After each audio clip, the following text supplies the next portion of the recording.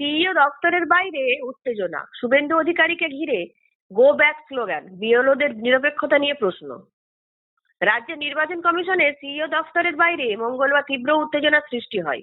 বিরোধী দলনেতা শুভেন্দু অধিকারী সিইওর সঙ্গে সাক্ষাৎ করতে গেলে তাকে গো ব্যাক এবং চোর চোর স্লোগান তুলতে দেখা যায় উপস্থিত বিএলওদের একাংশকে। তাদের ঘিরে বিক্ষোভ, ধাক্কাধাক্কি, এমনকি গাড়ি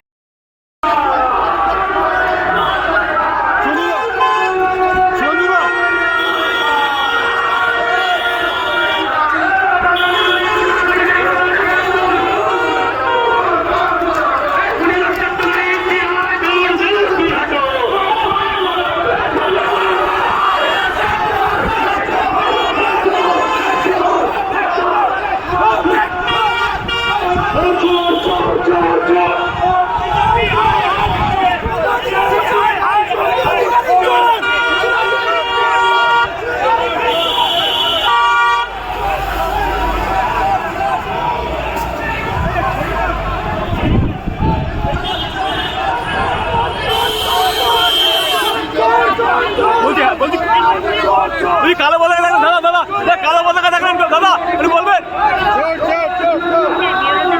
ভূমিকা অত্যন্ত গুরুত্বপূর্ণ। ভোটার তালিকা সংশোধন থেকে শুরু করে বাড়ি বাড়ি যাচাই, সর্বক্ষেত্রে বিএলওদের ভূমিকা অরাজনৈতিক থাকার কথা। কিন্তু বিরোধী দলের শীর্ষ নেতাকে লক্ষ্য করে প্রকাশ্যে বিক্ষোভ ও স্লোগান দেওয়ার ঘটনা সামনে আসতেই প্রশ্ন উঠছে তাদের কাজের নিরপেক্ষতা নিয়ে। রাজনৈতিক মহলের বক্তব্য, যারা সরকারি দায়িত্বে ভোটের মতো সংবেদনশীল কাজে যুক্ত তাদের প্রকাশ্যে রাজনৈতিক স্লোগান দেওয়া স্বাভাবিক নয়।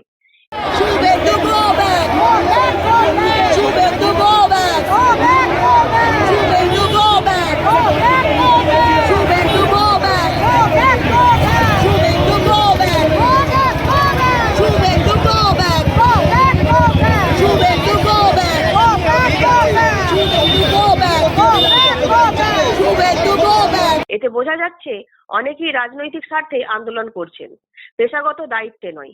এদিকে বিজেপির অভিযোগ আরো কড়া। তাদের দাবি, তৃণমূলের চাপে প্রশাসনের একাংশ রাজনৈতিক কর্মীর মতো আচরণ করছেন। বিএলওদের এই আচরণ নির্বাচন প্রক্রিয়ার নিরপেক্ষতার উপর সরাসরি আঘাত। বিরোধী দলনেতাকে লক্ষ্য করে বিক্ষোভের পরই প্রশ্ন উঠছে, নির্বাচন কমিশন কি সংশ্লিষ্ট বিএলওদের চিহ্নিত করে তদন্ত বা শাস্তিমূলক ব্যবস্থা নেবে?